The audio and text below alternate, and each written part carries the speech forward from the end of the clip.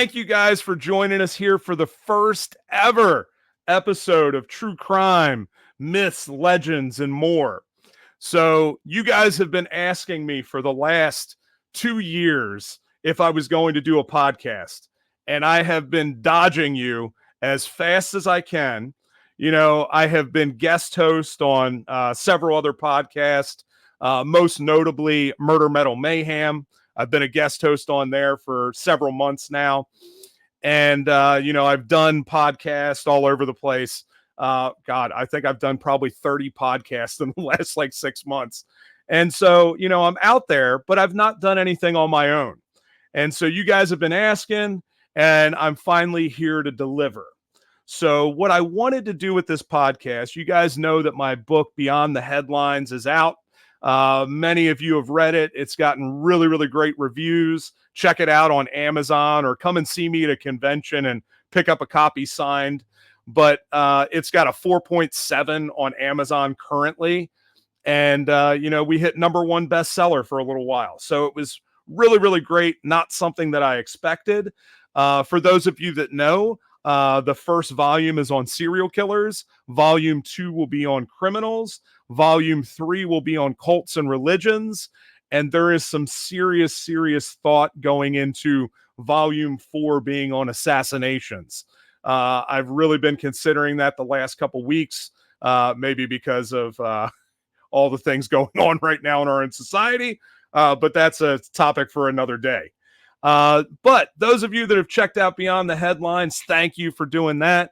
But I really wanted to keep this podcast in line with that, right? I wanted people to be able to look and see and hear from the people that have brought all these alternative theories to us, right? I really wanted to look into that because I believe that in our society, we have kind of lost our critical thinking skills. And the whole point in bringing Beyond the Headlines to people was the fact that I wanted people to work on their critical thinking, right? The reason why the book is very ambiguous and I don't give people answers is because I want you to go and get your own answers. Don't believe me. Don't believe other people that are doing documentaries and podcasts and all that shit. Research it for yourself, come to your own conclusions, and figure that shit out, right? The only person's opinion that really matters is your own. So figure it out, research it, and see what it is. So what we've done with this podcast is sometimes we're going to bring on guests that are writing books and, researching all of that material and digging into it so we can get greater insight. Sometimes you'll get to hear from me and we'll talk about different theories and ideas, and maybe we'll do some lives. Currently, the podcast is going to be bi-weekly, so every other week we'll put out an episode. And if we get a great response, we'll start doing it weekly. So you guys can go on there right now. You can click like and subscribe and all of that stuff and smash the button, whatever the hell that means, and make sure that you guys are supporting what we're doing so that we can do it even more and get better guests on and great people and do all the things. So make sure that you're doing that and take care of that tonight.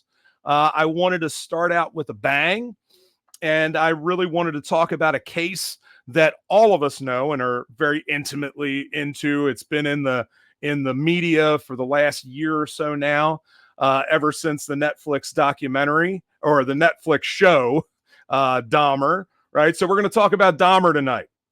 Now, we all know that Jeffrey Dahmer, of course, grew up in Ohio, which is currently where I'm sitting, a little bit north from me.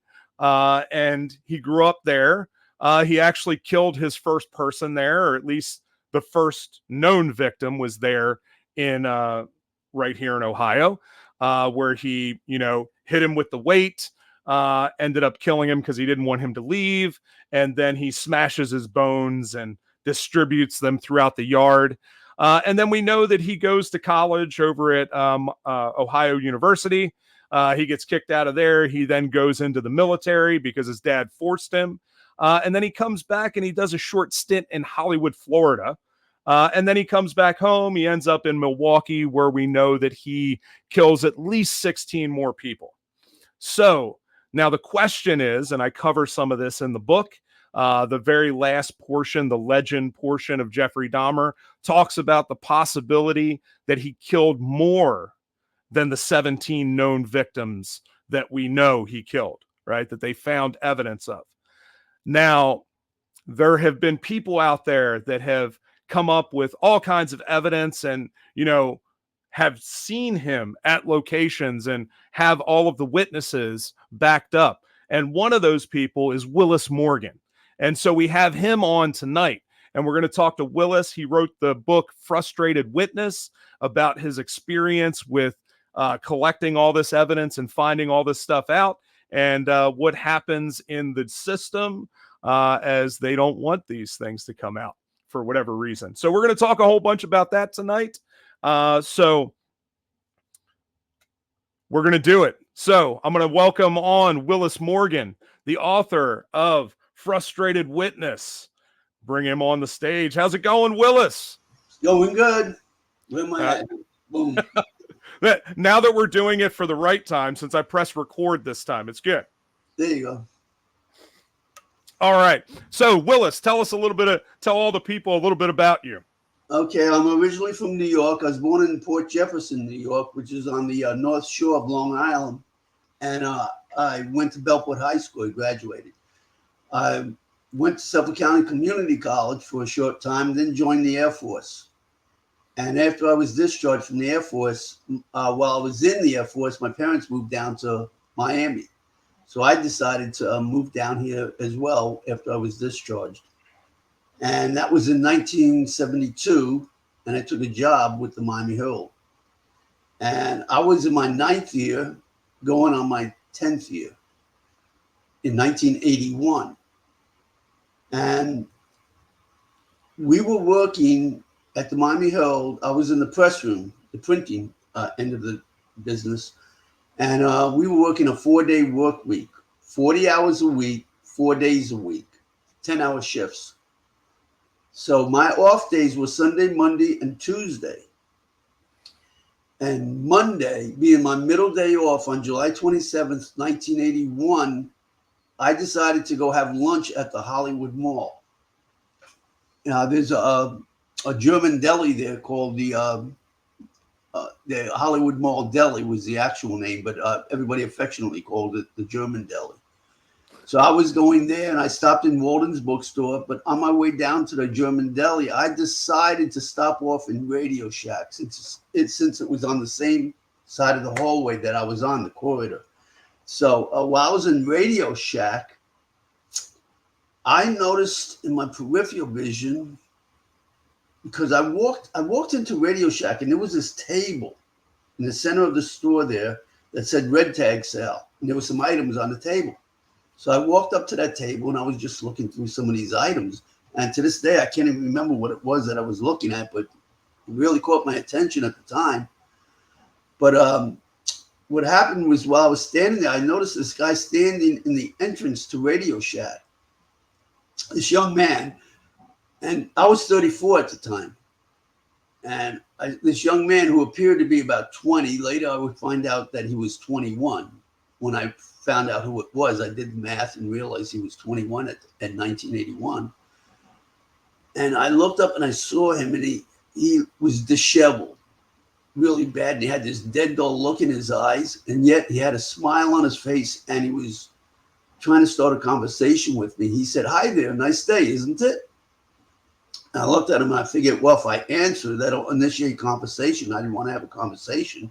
So I said nothing. And then he walked into Radio Shack, came right up to me, and he repeated again, "Hi there, nice day, isn't it?" And again, I didn't respond. So he just stood there. He was staring me up and down. And it became really bizarre. In fact, I was looking around for the guy in the Radio Shack in case I needed a witness. And I saw him way in the back. And I thought for a second about going back there. But then I thought not, because I didn't want to get the employee involved in this stupid incident here with this guy. So I just stood there, and he finally turned around and stomped out of the Radio Shack like he was really, really upset that I didn't respond to him. And it was so bizarre to me that I was watching him, and I actually watched him walk into the Sears department store, and then I watched him walk all the way up to the west end, turn to the right, and go into the toy department. I stood there for a minute. I was wondering what this guy was doing in the toy department. And because my thinking at the time was that he's going to approach someone else. But I was thinking in 1981, never in my mind did I think a 6-year-old kid. My thinking was he was going to approach somebody my age. And you know, they might need a witness or, something, if anything happened, So I was that's the reason I was watching him. And he never came back out of the toy department. After a few minutes, so I just turned around and left. In fact, I passed the jewelry department, and I was going to tell the two girls working behind the jewelry department to call the police. That's how much I knew this guy was, up to no good. Yeah. But I didn't, because my thinking was, I'm just going to make a fool of myself if I call the police. There's no laws against being stupid and crazy, Yeah. So do you remember what time you were at the mall? Yes, because I went there for lunch at the German deli, so it was around 12. Okay. Right. And so we know that later on, there's been some debate on when the abduction of Adam Walsh actually happened, right? But I had it pinned down pretty good. Yeah. So they, they try to get it down as close to noon as possible, but the likely time is right around 3 o'clock, somewhere around there, right? What time? What's not even close. So anyway, let me finish where I left off. Okay. So anyway, I was after I left past the jewelry counter, I had parked my car on the east side of the mall where the food court is. So I walked through the food court again, and after I got to the exit, I actually turned around to make sure this guy didn't follow me back. Yeah. I didn't want this encounter again out in the parking lot. But I didn't see him around. So I went out into the parking lot, got in my car, and I went home. And I forgot about this crazy guy, until later on that evening. I was in the kitchen. I was making a sandwich. I don't remember what sandwich it was, probably chicken or turkey, because I don't eat too much meat other than that. But anyway, I had the TV on in the living room, and the news was on. And I heard them mention something about a boy that went missing. I didn't think much of it, but then I heard Sears, and I'm like, oh boy, Sears. I was in Sears today, Yeah. And then they mentioned Hollywood. Oh my God, it's the same Sears. Then they mentioned the time of day. Like you said, they said around 12. I said, damn, that's what time I was there. And then they mentioned about, possible abduction, or, they didn't know exactly what happened at the time, except that the boy was missing. Yeah. And when they said the toy department, after that, the hair stood up on the back of my neck, because I'm like, oh my God, that guy did it. I knew it had to be that guy. There was no question that it wasn't that guy, because never in my life before Adam or since Adam have I ever followed anyone. So, that was the only time in my life I ever followed anyone. So in my mind, I knew it had to be that guy. Yeah. And like I said, I went there at around 12, I think it was, when I saw him walking into the toy department. Now, according to all the witness statements and everything, because I wasn't paying attention to the time, but I just know it was around 12 because I went there to eat lunch, and I was watching my clock before I left the house, which would have been like 20 minutes before, maybe 11:30, I think it was when I left, because I did stop into Walden's bookstore for about 20 minutes before I headed down to Radio Shack. Walden's bookstore is right in the corridor where the food court is at. And the Radio Shack was at the north end of the mall, of the corridor. There's only one corridor, and there's a short corridor that goes into the food court. But anyway, this was on Monday. So like I said, Sunday, Monday, and Tuesday were my days off. So I didn't go to the police right away. I did tell my neighbors and people that I knew about this abduction, that I was there and all, and they told me go to the police, but I'm not too fond of going to police departments, so I didn't go. But Wednesday, when I went back to work, I was telling coworkers about this, and they're the ones that encouraged me. Some of my coworkers told me, I need to go to the police. So on Thursday, when I got off Thursday morning at 9 a.m., I got off earlier, but I waited till by the time I got home and all. I went to the police department, and I tried to tell them about this incident I had, and they just blew me out of the, they just completely dismissed me. They didn't want to hear anything I had to say because they kept asking me if I got the tag number, and I tried to explain to them this incident was inside the mall. I never seen the incident outside of the mall. And they said, well, do you have a receipt to prove you were there? And I said, I didn't buy anything. I left. So they said, they took my phone number, and they said, if we ever need you, we'll call you. Now, they did ask me some pertinent questions, which looked like they were from a list of questions, that they were supposed to ask. Like the height of the suspect, description, approximate age. And at the time I said about 20. Like I said, it was 10 years later before I found out how close I was, when I said when he was 21. Yeah. And so I gave a description and all of that, and they dismissed me. But after I was dismissed, I literally walked out of there shaking my head, feeling like a jerk for wasting my time going there. Because they didn't want to hear anything I had to say. And then later on, after I would get the case files, I would find out other witnesses that went there had the exact same, incident, or, response from them. They felt like jerks for going there. The same, they were all dismissed, trying to tell them what happened. And they didn't want to hear anything they had to say. They thought they were just trying to go there, to get their 15 minutes of fame or something. That's what other witnesses said. That's how they felt. But anyway, so they never called me, like I said, and I started thinking a few days later, composites started coming out. And I have some of the composites in my book here, and they are the spitting image of Jeffrey Dahmer. And here's a couple of them right here that I can show you. Right there, you can see two right there. Oh, wow. These are composites, and that witnesses gave. Yeah. And when I saw composites in the paper, I was thinking, well, at least they have their composite. There's nothing more I can do. What else can I do? I mean, I didn't get a tag number. That's all they wanted was a tag number. So I figured nothing I can do. So I let it go. What were you going to say? Yeah. So we know that later on, of course, they get a confession from Otis Toole, right, and which he recants several times.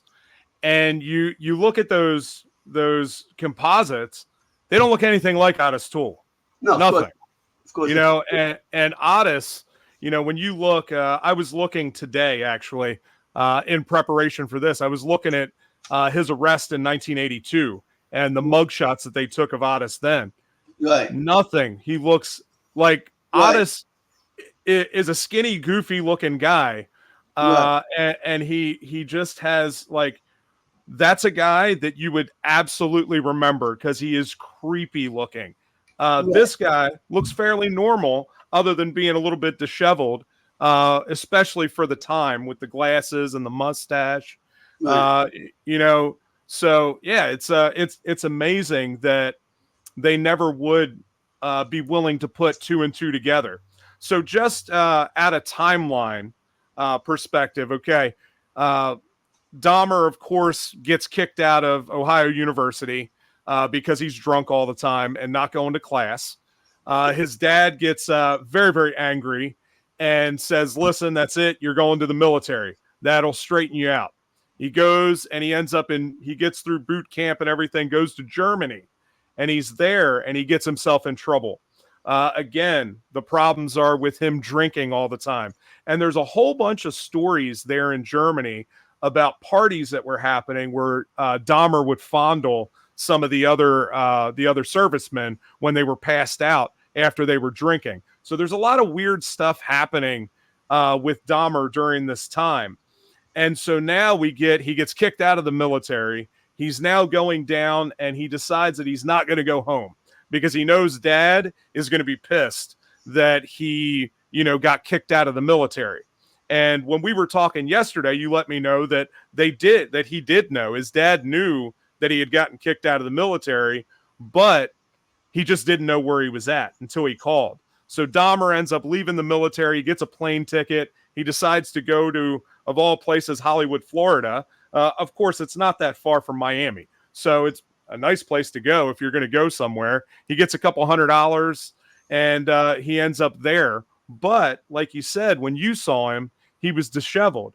Again, this is a guy that was literally drinking every day of his life. Like, he lived to drink. He was a functioning alcoholic. And we know that later on that he started drinking when he was, 10, 12 years old, right? He was drunk when he was in, school, right? And, he started at a very young age, which is interesting because I also started when I was in high school drinking all the time. And thankfully, I was able to get away from some of that because it certainly caused a lot of problems in his own life, which is why he lost job after job.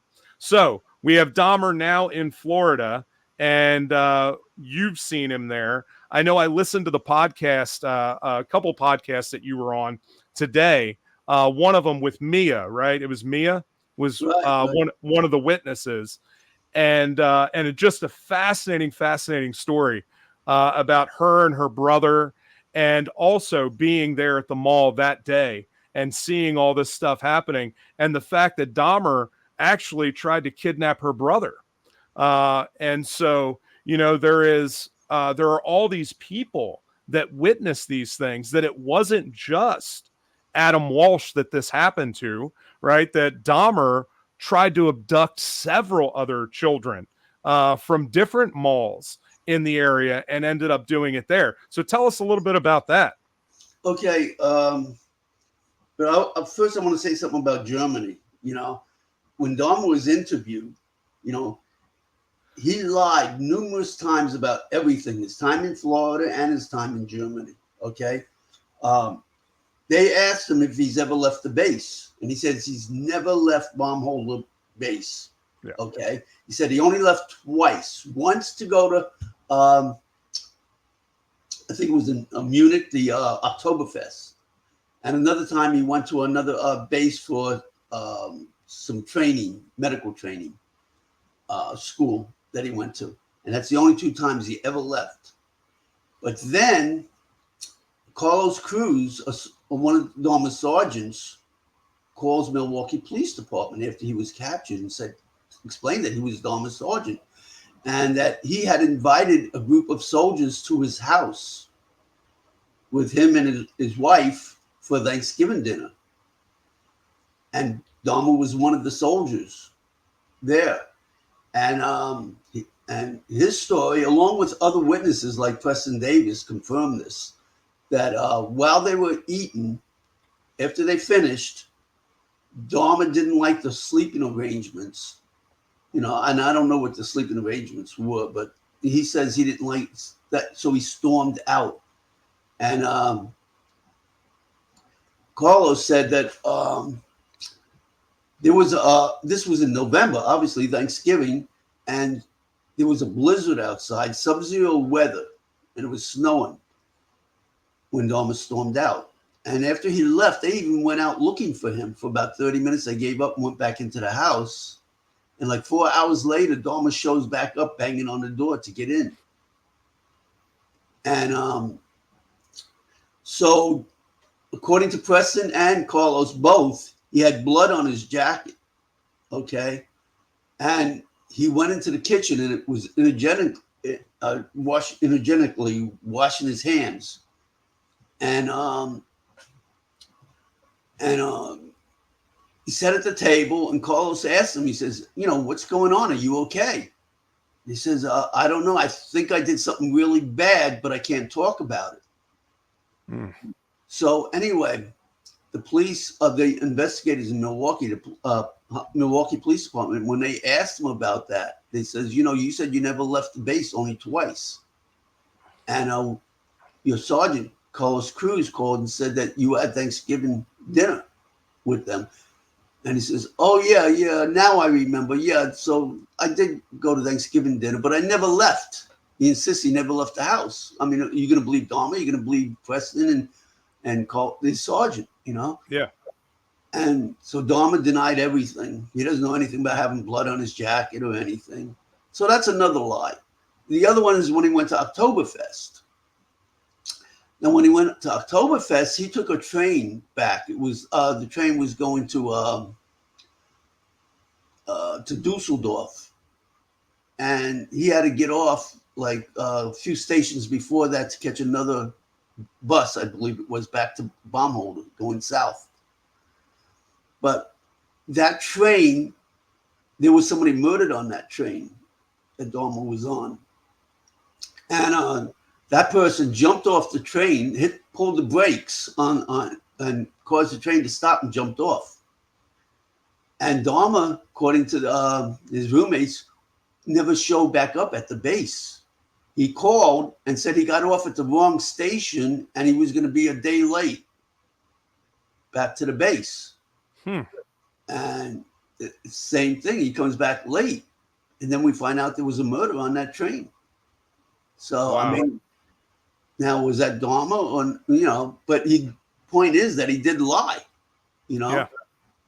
So he went, the fact that he got off at the wrong station, he was late back to the base. And there was other numerous times where he went off the base where they don't talk about. For instance, I contacted Marty Bett, who went through basic training with Dahmer. Okay. He was in the bunk right next to Dahmer.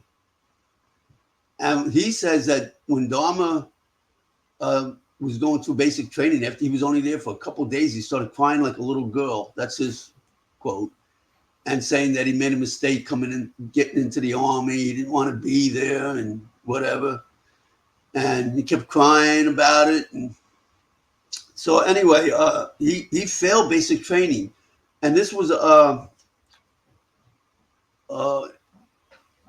in Fort McAllen, where they have basic training and police military school on the same base.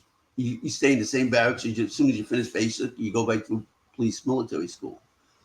But he never made it to the police military school because he was he didn't make it through basic training. He was they changed his MO, and he went through. They sent him to San Antonio to go through medic school there. Yeah. And after he went through medic school, he took a 2-week leave, went back home, and then after that, he went to Frankfurt. And then from there, he did his in process, and they sent him to Baumholder. Once he got to Baumholder, he was there only a matter of weeks when he contacted Marty Bett and met up with him in Heidelberg. They all went out and partied and drank. And that's another time. Dahmer said, you know, he only left the base twice. Well, he never mentioned Heidelberg, you know. And there's many times, you know, where he left, you know, the base, according to his roommate, and he would come back with blood all over him. So everything in Germany he lied about. The problem is every time he would get caught in a lie, he would say that he was drunk and he didn't remember. That's why he didn't say anything, or he didn't think it was relevant. To give you an example, one time they asked him if he ever owned a gun. And he says, never, you know, no. And Milwaukee Police Department found a receipt from Don Stryker's gun shop in Milwaukee with Dahmer's signature on it, that he bought 357 Magnum. I think he paid $380 for it or something like that. I don't remember exactly. But they asked Dahmer about that gun. They showed him the receipt. They said, it's got your signature on it. He goes, oh, yeah. No, I did own a gun. He said, why did you tell us you didn't own one? He said, well, because I didn't think it was relevant. You know, time and time again, he would get caught in lies. Well, when you know, how many people, you know, we all have seen that show. What is that called now? The one about, you know, people's addictions and stuff. and they're trying to get him in rehab, and you watch all those people, and because they're so addicted to whatever they're addicted to, all they do is lie, right? They lie over and over and over again to cover up whatever is going on or whatever they perceive as bad, or to get what they want, or to allow somebody to give them some money so they can get their next fix or whatever. Why would we believe it would be any different for him? Because he was doing and behaving the same way that lots of addicts do, right? Yeah. Why would you take the word of any serial killer anyway? Yeah. Yeah. But, anyway, yeah, he did finally end up getting discharged, and he didn't want to tell his father where he was at. But the Army does send your belongings back to you, the address that you give when you enter the military, and he gave his home address, so that's where they send all his belongings to. So his father knew he was discharged. He just didn't know where he was until he got hired as a busboy, and his boss asked him how come he never calls home if he has family. And Dahmer said, yeah. He said, well, I'm going to call home for you, and he asked Jeff for his phone number, and Jeff gave it to him, and he called home and got his father on the line and handed the phone to Jeff. And Jeff told him he's doing great. He's in Florida. He's got a girlfriend. And, so he told his father he was in Miami. That's why his father called John Walsh after he was captured in Milwaukee and said he believes his son, Jeff, murdered Adam. Yeah. So his own father told him that. And you could read about it in his book. Lionel Dahmer, Jeff's father, passed away a few months ago. But he wrote a book called A Father's Story. And in that book, he talks about, that he called John Walsh and explained to him about his son. And yeah, I have a copy of it on my bookshelf over there. Right. And, a lot of people gave Lionel a lot of shit for that book. And, a lot of people said that he was trying to profit off of his son and everything. And I don't believe that at all. I read the book. Can I say one of the people that say those things is John Walsh himself? He accuses me of doing that. He accuses others of doing. Anybody that writes a book that has anything to do with his son's name in it is trying to make money off his son. Although I don't know how many millions he's made off of his TV show, America's Most Wanted, and his own book. Yeah. So it's pretty rich to say that. Yeah. When he's making all the money. I've never made any money on my book because I've spent more money doing this than I made. So yeah. And I think with Lionel's book, for him, it was really cathartic, right? He wrote that because he wanted to try to understand himself. He wanted to figure out, like, why, how could this have happened? What was my responsibility in all of that? Did I create this? And you can see it, like, when you read it. If any of you out there have not had the chance to read it, go and read that, because it is such a heartfelt story that he is trying to really understand, like, how did this monster, how did I give birth to this? Like, how did this happen? Was it what I did? Was it because I showed him the taxidermy? How did I contribute to this? Was it because of the fights that me and his mother had? Was it because of all the drugs that she was taking? Yeah. So it's like, it's really a father trying to come to terms with how this could happen. And it's an incredible work. And I think that anybody that says that he did that purely for profit either hasn't read the book or doesn't understand human behavior very well, because it was nothing about any of those things. Like, he was really trying to come to terms with the horror of what he had to experience in life because of what his son did. Right, exactly. Now, where you last left off is with Artist Tool, and then we ended up digressing from there. But before Artist Tool, they had another suspect before Artist Tool confessed and, interjected himself into this case. There was this, their first suspects were the Walsh family. Okay. Yeah. And naturally, I wouldn't say suspects, but the first people they looked into. So one of the people, and not only the family, but friends of the family as well. And one of them was a guy named James Campbell. This was John Walsh's friend. Okay, and he was much younger than John. He was 25 years old, and he was living with John in John's house. Okay, while John was out to work for 3 years, he was having an affair with John's wife, Rebay. And this all came out during the interrogations and that they were doing, investigation. So they went after him with a vengeance, and the lead detective, he believed that was his suspect because he believed he had the motive, And the reason that he had such a good motive is because just 2 weeks before Adam was abducted, John Walsh and him had a little, kerfuffle, and John told him to pack his things up and get the hell out of the house. So they were thinking this was like a revenge thing. Yeah. He did it out of revenge because John Walsh kicked him out of the house, and he proposed marriage to Rebay as well. Oh, wow. While they were having an affair, and she turned him down because she told him that she had a son with John. Being Adam, of course. That's the only child they had at the time. And so that was their thinking. You get rid of the kid, you get the wife. And so this is why they went after him with a vengeance. And so what they did was the Hollywood Police Department, they hired a homicide detective out of Miami Beach. Apparently they didn't have enough confidence in their own detectives. So they had one for good reason, except this one was the worst one of all of them. The only thing he ever did good was on the side, he had a polygraph company called the Southern Institute of Polygraph. Okay. And it was that polygraph company that they hired to do the polygraphs of the Walshes. And he exonerated all of them, including James Campbell. And the lead detective, Jack Hoffman, did not want James Campbell to be exonerated. He was so convinced that was his suspect, that was his guy.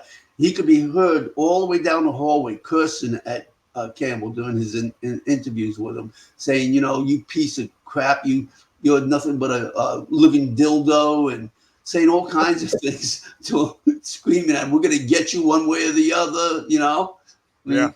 These are quotes. All the detectives, they could hear him all the way down the hallway, according to their interviews and statements from the case files.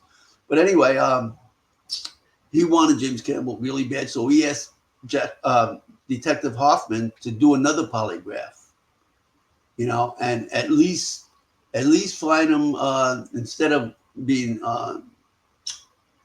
non-involved, at least make it, anything else but that, because he was convinced it was James Campbell. But again, it came out that he had nothing to do with this. And they made him do a third one.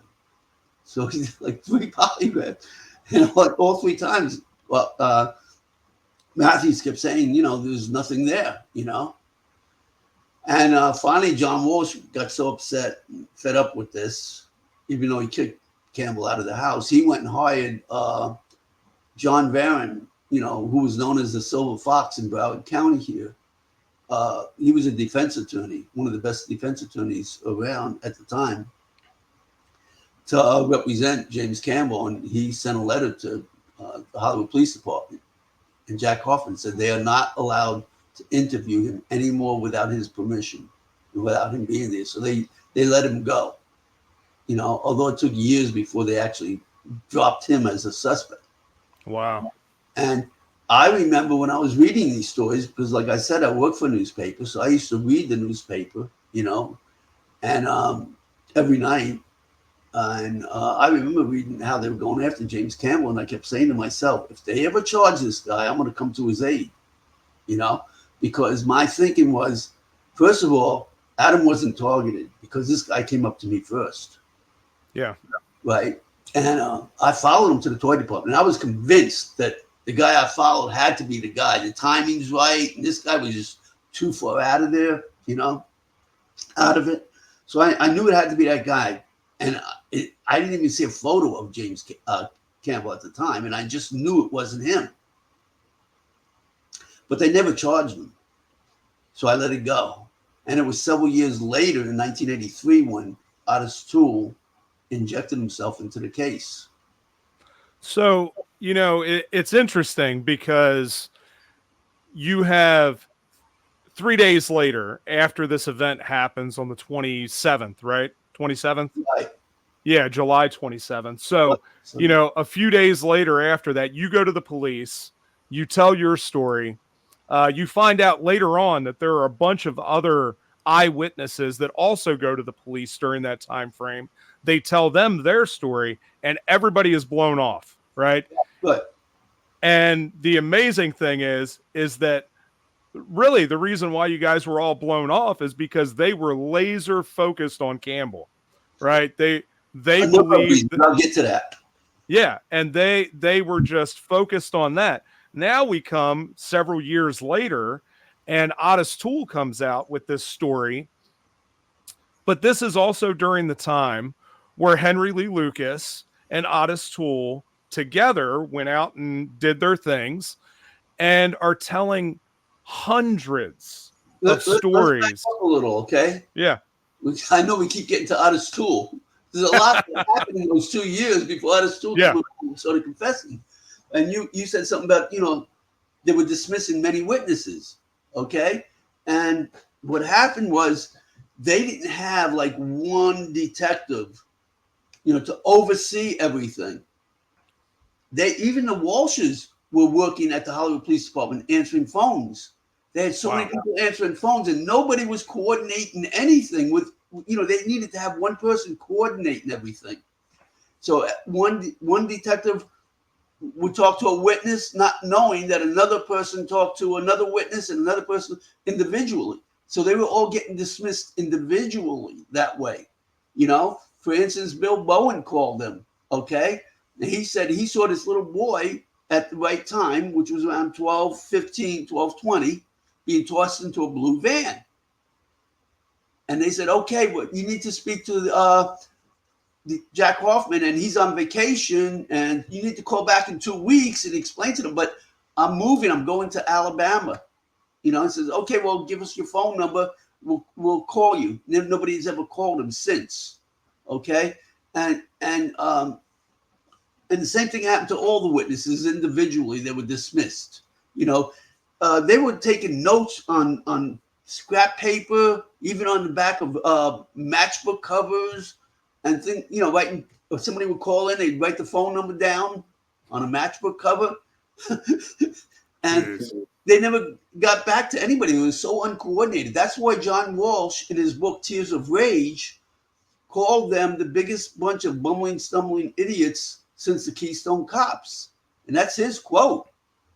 But yet, once they closed the case, I know we're jumping up again.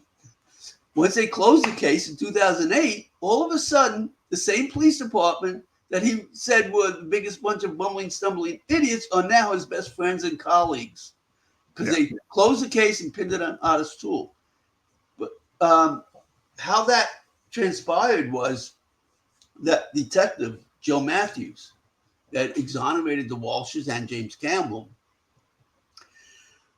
several years later, actually in 1987, okay, Fox TV decided to come up with this program that actually originated in Germany, and then it went to England, and then Fox wanted to bring it to the United States, and they were going to call it America's Most Wanted, and they were looking for somebody to host the show.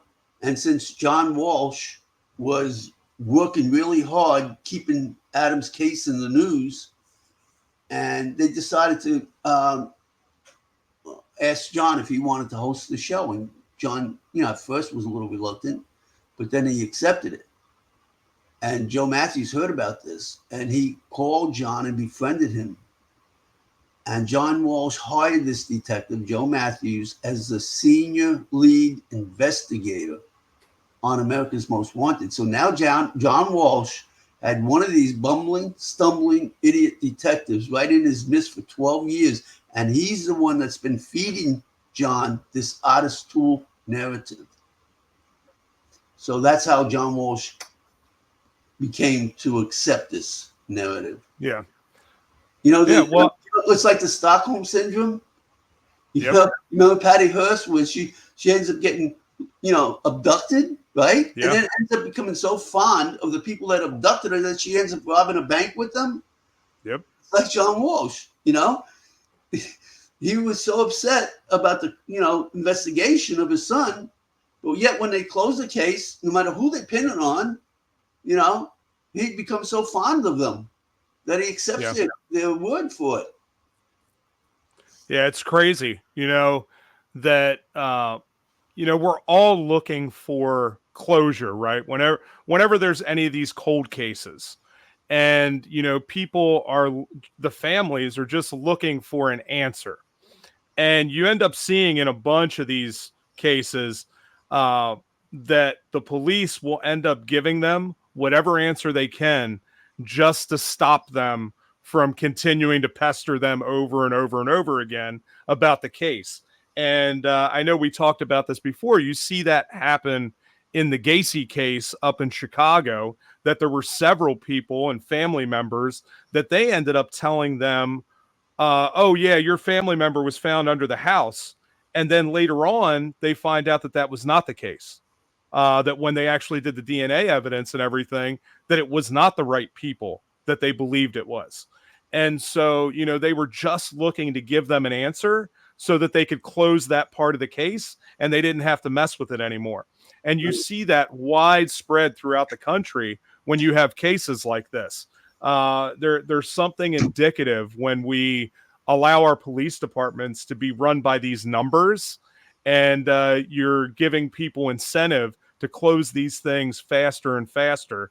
One of my friends, William Dorsch, who was a Chicago whistleblower, police detective up there. I'm going to talk to him at some point about the Govera case.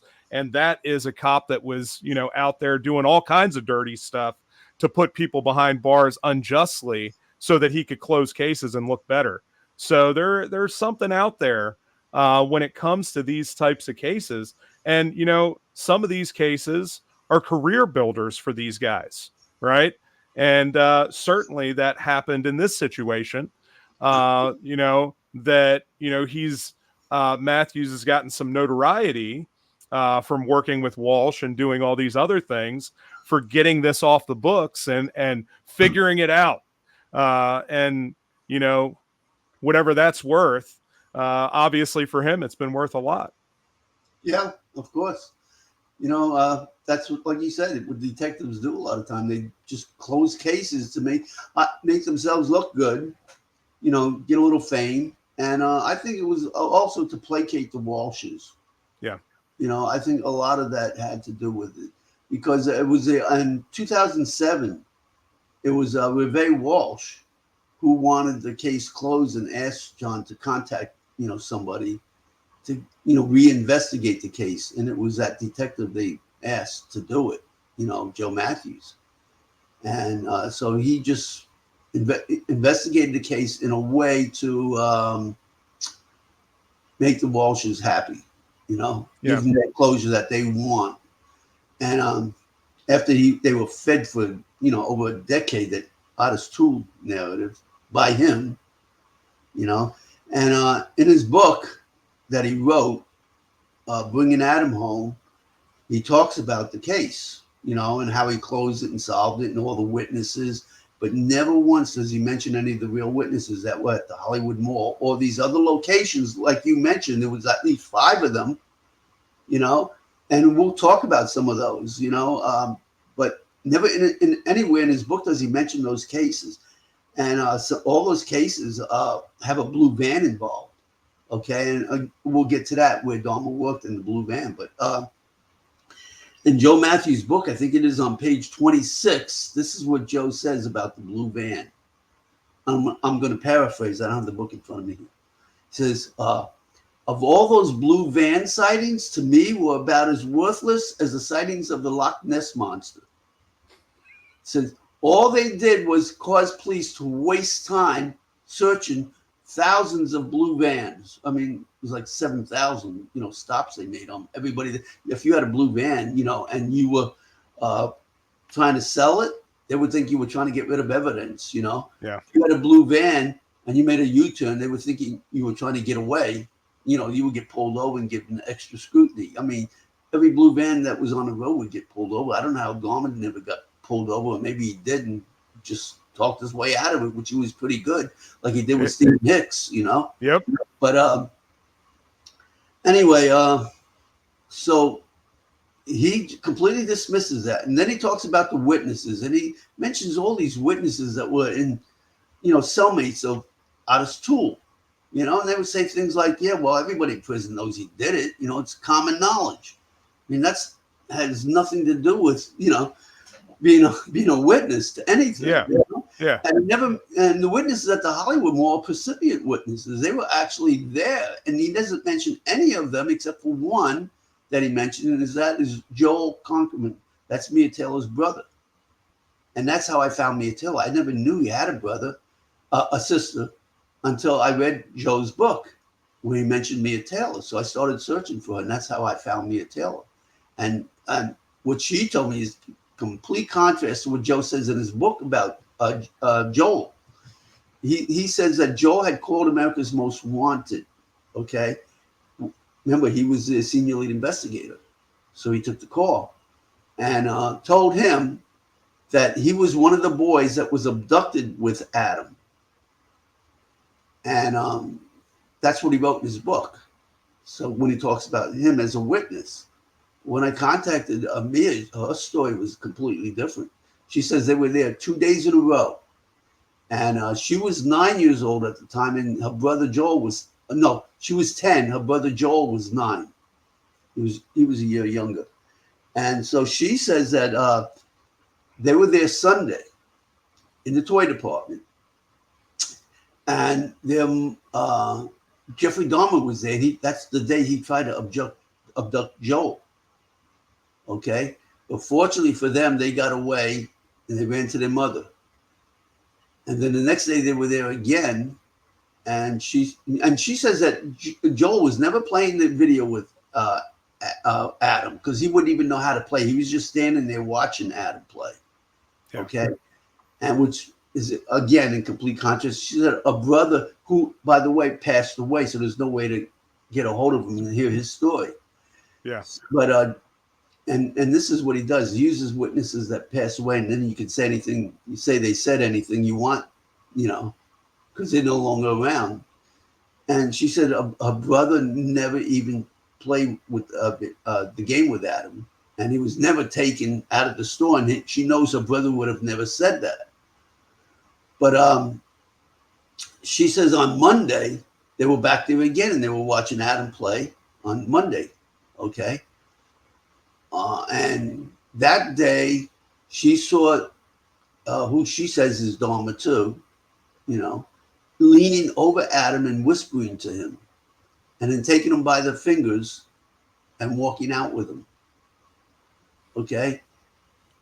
And again, complete in contrast to what Joe says in his book. Well, I'll give you a couple other witnesses that have passed away, but are in complete contrast with what Joe says in his book and the reality. One is Otis Toole's niece. You know, everybody knows about this deathbed confession that never happened, but everybody believes it happened because if you say something long enough, Yeah. you know, everybody starts believing it. Yeah. But that started from Joe Matthews. He claims that Sarah Patterson called him on, again, America's Most Wanted, and says her uncle gave a deathbed confession. Okay, but in the interview that she did with the Broward County State Attorney's Office under oath, she said that Joe Matthews is a jerk, and the last time she visited her uncle was 9 months before he passed away, and that's the record. You know, it was like in December. I think Otis Toole passed away in September of '86. Okay, and it would have been December, January, all the way to September. Was that 9 months? Yeah. Yeah. Okay, so 9 months before he passed away was the last time she visited him. How is that a deathbed confession? Okay. Yeah. Now, another one is Barry Grimilli. Barry was in charge of the infirmary where Otis Toole passed away. Joe Matthews in his book says that Barry called him and said he was in the infirmary when he overheard the death Otis Toole confessing to Adam's murder. Well, Barry also passed away because the case 43 years old, you know. Yeah. So a lot of witnesses pass away. They're not around any longer. But the thing is, in his statement to the Broward County State Attorney's Office under oath again, this is what he says. I'm going to paraphrase again. I was watching TV one night, and I heard John Walsh come on. And he's shaking his finger in the camera saying that my son was abducted, you know, and no one came forward, not one witness. And Barry says, you know, oh, he was talking about that. And Otis Toole gave a deathbed confession. He was talking about the deathbed confession. And Barry, under oath, says, that's not true. I've never heard Otis Toole confess to anything. He never opened up. He never talked about anything. He's very quiet. So who are you going to believe, Joe Matthews or Barry Grimilli before he passed away under oath to the Broward County State Attorney's Office? You know, the thing is, Matthews thought nobody would scrutinize these case files that close, you know, and he could get away with saying whatever he wanted to say and get away with it, basically. Yeah. Yeah. You know, it's crazy. There, you know, we have the documentary, right? The Confession Killer, which is about Henry Lee Lucas, but it mentions Otis in there because Lucas and Otis were buddies, right? They went out. They were also lovers. And, you know, we know all of that stuff. But they went out and did all kinds of things together, including apparently killing people together. And so we know that Lucas confessed to something like 600 crimes, right? We know that they were going there and they were taking him out of prison, taking him on these trips so he could identify these locations where bodies were buried and where they had left people. And he was getting all this free. He was getting food and ice cream and cigarettes. So he would give these confessions. It's one of the reasons why we don't treat prisoners that way anymore, because if there's incentive, you know, especially when this guy has 400 years or whatever for his crimes, what's his incentive to not give these things? And then they find all these inaccuracies, which is exactly the same thing that happens with Otis, right? He gives all of these things. He says all of these things, and then they start investigating, and almost all of them are incorrect. None of them are right until years later when he starts understanding what they're trying to feed him, and he starts regurgitating that and starting to get some of the evidence right. Detectives were jostling like traders at the stock market for interviews with Otis Toole. They were coming from everywhere, you know, far off cities, you know, at taxpayers' expense, interviewing him, and he would confess to anything they wanted him to confess to. So, you know, and years later, they had a lot of cases that were closed had to be reopened because they actually caught the real killer through DNA as DNA came along.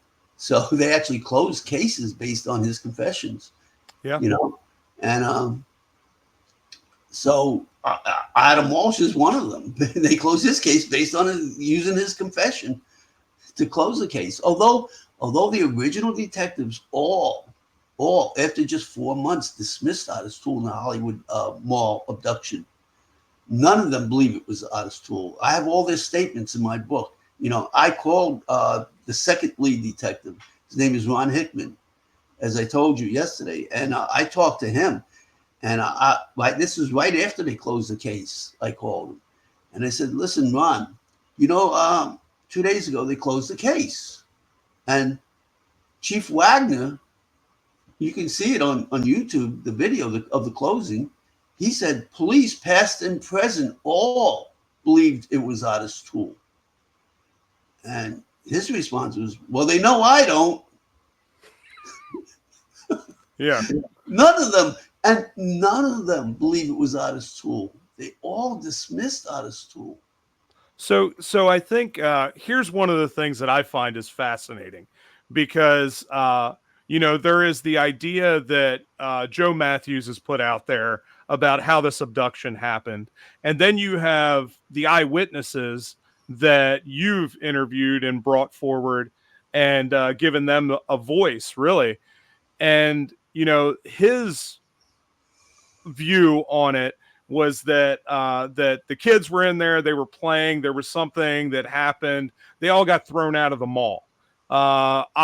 With Adam Walsh being a 6-year-old that they tossed from the mall and sent him outside, which is where supposedly Otis Toole came up and abducted him.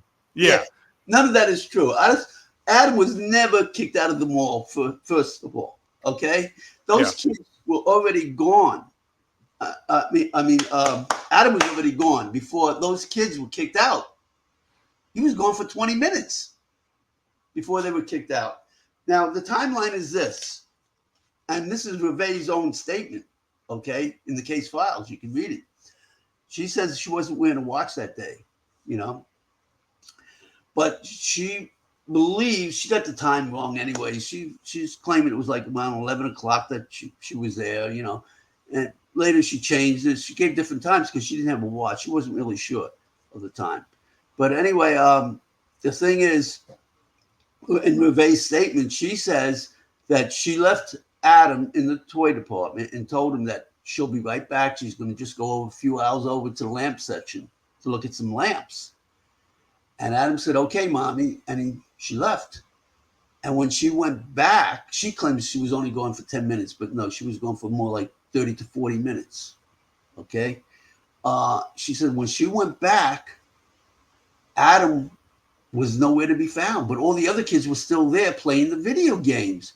And she tried to ask them if they seen her son, but they were all so busy playing, they were just ignoring her. This is Reveille's statement. I'm paraphrasing, but it's Reveille's statement. She says, then finally, one Spanish kid answered her. And what he did was he pointed over to the west door, the west exit, which is the garden shop exit. And she came in through the north door. So she's thinking, oh, this kid's just trying to be polite, but he doesn't know anything, or he doesn't understand English. Yeah. And he's pointing to the west door. Adam would never go out the west door, is what she says she was thinking. So she just dismissed what he was saying and ran out into the main corridor of the mall and ran up and down a few times. When she came back to the toy department, all the kids were gone. So what does that tell you? Adam was already missing before the kids were kicked out. Yeah. They were kicked out after she returned to the toy department. And according to all the witnesses, like I told you, Mia Taylor, she's not the only one that saw Adam being dragged across the threshold of the exit to the garden center. And we could run through some of those witnesses, like Philip Lure. Okay, Philip was going there to pay his bill. And the catalog department, which is right near the north exit, right near the toy department. And so he was walking in the mall and he saw this blue van that was inappropriately parked in the fire lane by the garden center.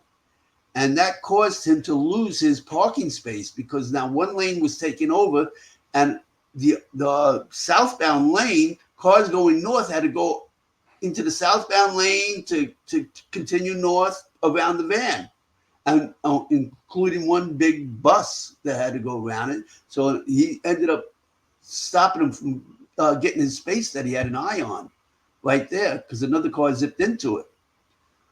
And so he was really upset.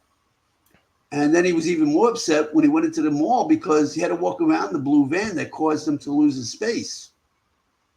And as he went into the mall, he saw this guy carrying this kid inappropriately. And he says it caught his attention because his kid was about the same age. And he was thinking, I would never carry my kid like that. And the kid was screaming, "You're not my daddy. You're not my daddy. I don't want to go." But he says his thinking at the time was, oh, that must be a stepfather. Because kids have no respect for stepfathers a lot of times. You know, that's what they would say. If you say, "You're not my daddy, you're not my daddy," that's what he was thinking. Because in 1981, you know, there weren't abductions, especially out in the open like that, of little 6-year-old kids, you know. And that's why Reve, everybody blames Reve for leaving her son there. You know, it's not Reve's fault either, because this was common back then. I'll give you another case right after this, if we keeping track here without digressing too much all over the place. I want to talk about Ginger Keaton's son. But anyway, Phil said he turned around and started walking backwards, watching this. And then he went up to the counter to pay his bill and started thinking about it, and then ran back outside. And he says the blue van, the guy, and the little kid were all gone. And so when he went to the police, they completely dismissed him. They deliberately, he went to speak to a detective named Mark Smith, and Mark Smith completely dismissed him. So he went above Mark Smith to Detective Dunbar, his sergeant, and complained to him. And he was also dismissed, Phil. So he went to the state attorney's office, and that's where his statement is at. They took his statement. Wow. And Phil Mundy, who took that statement, also dismissed him. And he wrote a letter that he attached to the interview that was given under oath, saying that Phil Law showed up at our state attorney's office, and he says he went to Smith, and Smith dismissed him. So he went to Dunbar. Dunbar dismissed him, and we believe he was properly dismissed. And the only reason we're giving this interview to him is because he's being too insistent. We feel the only best way to get rid of him is to just go ahead and give him the interview. This is what he basically, you know, it's a little paraphrase of what that letter says. But anyway, so they give him the interview. And during the interview, they ask him to describe the kid, and he describes Adam, the flip-flops, perfectly. And then he talks about the blue van. He goes, "There was a blue van?" You know? So and they still ended up dismissing him. Yeah. So the thing that's amazing to me, and so all the people understand this. Otis Toole, right, lived at the time, was living just outside of Jacksonville in Springfield, right? That's correct. Which is 333 miles from Hollywood, Florida. Yeah. I went and Googled it, MapQuested it today, because I was, so, you know, we're talking a long way away, like 4 hours away from Miami or Hollywood, Florida. We also know that Otis probably didn't have a car at the time. Now, I was reading some reports about this 71 Cadillac, right? This white Cadillac that they eventually say is where Adam was killed. That the guy that sold it to him said that he sold it to him in 1982, March of 1982, or maybe 1981, but he thinks it was 1982. So there's a high probability that this car that Otis is supposed to have done this in wasn't even his at the time. There are other people that say that he never had a 1971 Cadillac, that he had a 1969 Cadillac. So it may not even be his car at all. Let me say this. Betty Goodyear, okay, she owned the rooming house where Otis Toole was staying in Jacksonville, in Springfield. And she says that when Otis Toole returned to Jacksonville, which was like the day before Adam was abducted, he returned on the, Adam was abducted on the 27th. He returned on the afternoon of the 25th, I believe it was, to Jacksonville, because he was roaming the country, as you know. And what happened was he was in Newport, Virginia, and he went to the Salvation Army and asked them for help. and they gave him a ticket back to Jacksonville. Okay, and according to the time he was there and the time on their note that they made and the check they gave him, because they didn't give him cash, they gave him a check that was made out to a Greyhound bus station. Okay, so he couldn't cash it. He had to give it to them, and they had to, trade that for a ticket. Right, and he had no car, so he had to walk. And this was about 5 p.m. So that means he had to walk from there to the Greyhound bus station, which would have been like at least a 30, 40-minute walk. And so then he would have had to wait for a bus after he got there and got his ticket, which means that's at least a 14 to a 21-hour trip because of all the stops between Newport News, Virginia, and Jacksonville. So he didn't arrive in Jacksonville till the afternoon of the 25th. And Betty Goodyear says that the only reason they gave him that ticket, because he called, I think his name is John Reeve, who was the owner of a previous business that he used to work at, which was a roofing company called this, I forget the name, but anyway, it was a roofing company. So he was doing roofing work. And so he called them, and they said they wouldn't give him a job when he returns. So that's why they gave him that ticket. They needed proof that he was, going back to get a job. So anyway, when he returned to Jacksonville, Betty Goodyear said the first year he was in Jacksonville, he never left, and he never owned a car. He used to get picked up by somebody named John for work. So, he never left Jacksonville. Yeah. And I told you, if you ever contact Dr. Gilmore, I believe his name is Dr. Tim Gilmore, you got to contact him because he has all the timeline on Artist Tool, and So never left Jacksonville except for one time when the Hollywood Police Department dragged him down to here to look for Adam, and even that he never could find Adam. Everything he was saying, they were leading him on. They even admitted it later. Wow. Like where Adam's severed head was found, that's all phony. In Joe Matthews' book, he says, he led them to the spot. How could he know where the spot was and all this and that? But what happened there was after they flew him down here, they took him to several different malls to show him the mall. Finally, they took him to the Hollywood Police Station. They asked him where the Sears is at. And the police station is directly across from the Hollywood Mall. And there's a big sign there that says, Sears. So he looks over and he sees a sign and he goes, that's it. So they were convinced that, he knew where the Sears was. That's how he knew where the Sears was. And when they were looking for Adam, they took him on that trip up the turnpike. They stopped several times and he had no clue. Even when they stopped where he claims that he decapitated Adam, they pulled over and they asked him, does this look like the spot? And he, because, they led him to believe that was the spot. And he says it could be. So they pulled over and they walked around for a while. And then again, they pulled over and started, off the turnpike, they started driving 20 miles an hour.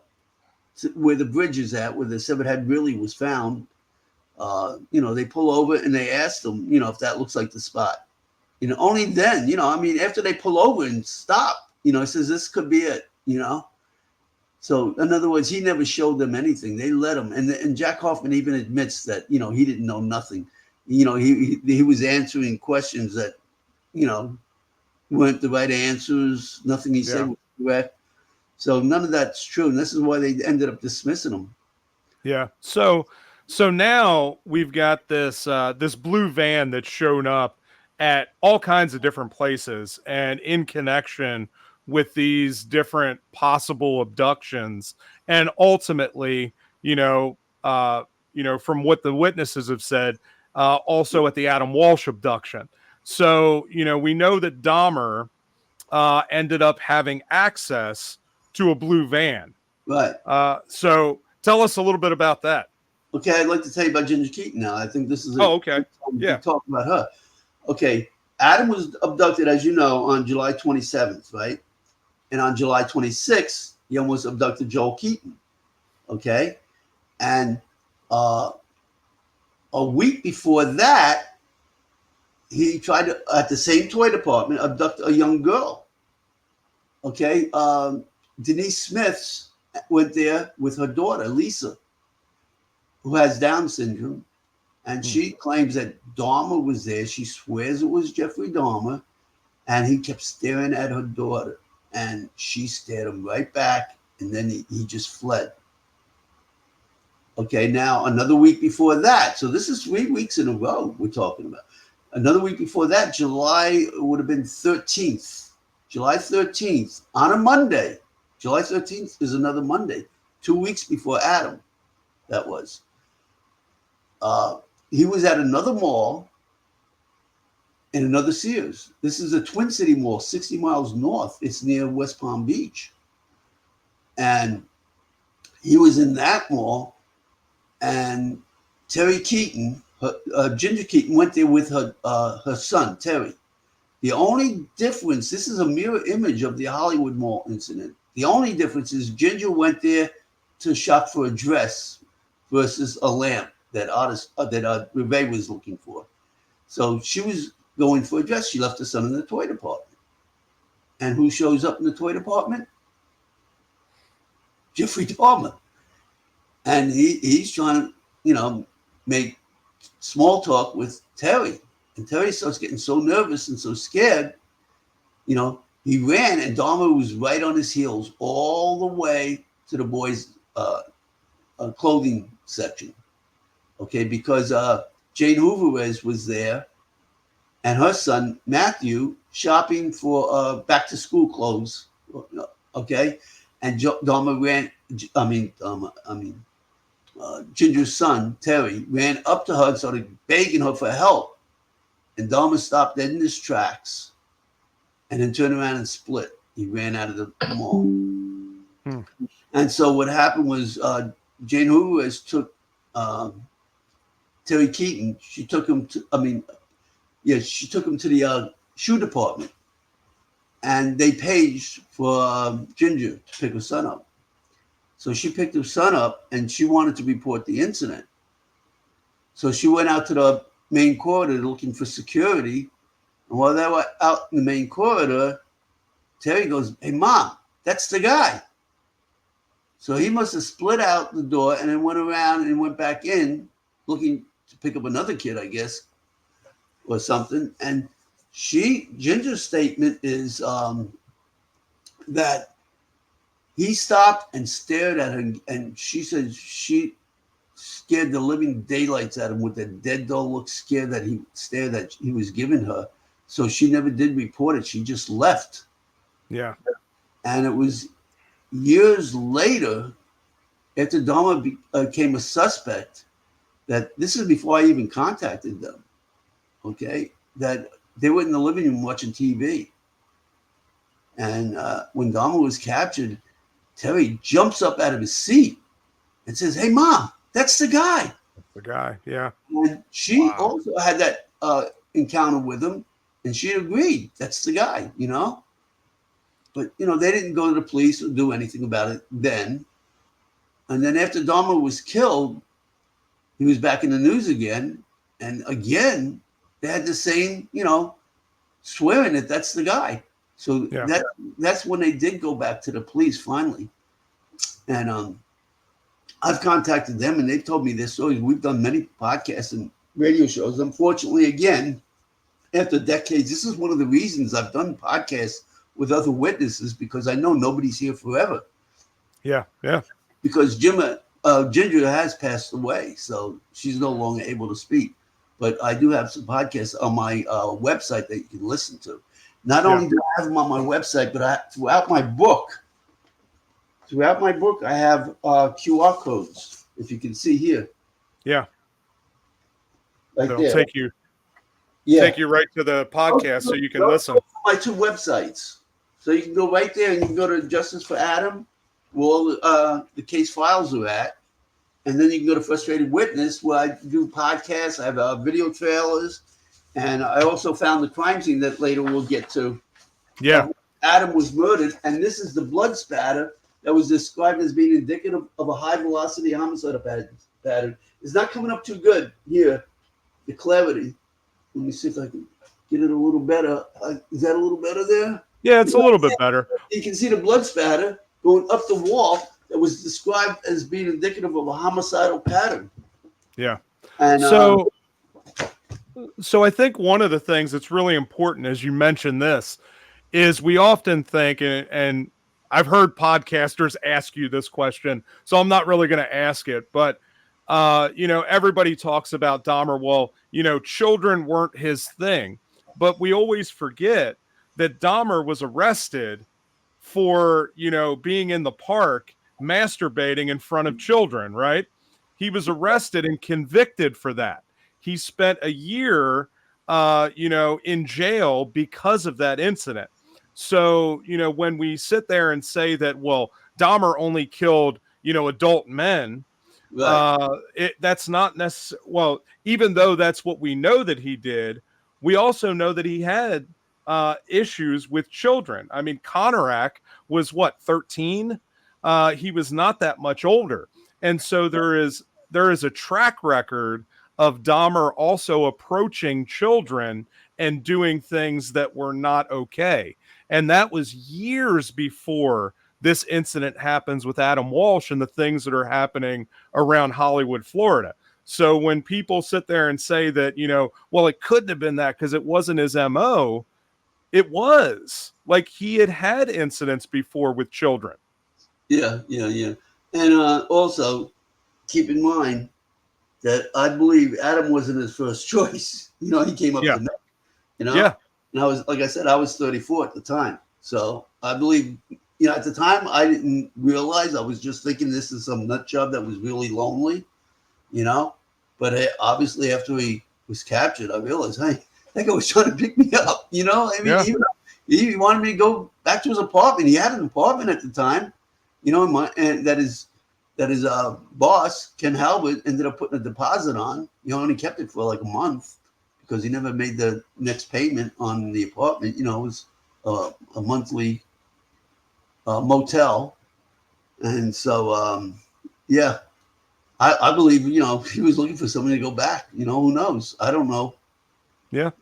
I don't know what he was up to, but I do know he was very, very, very, very lonely. He wanted somebody to be with him really bad. And that is his MO. Yeah, for sure. So you just mentioned about the blood spatter found. And so the common idea when they closed the case was that Otis Toole killed Adam Walsh in the back of the Cadillac.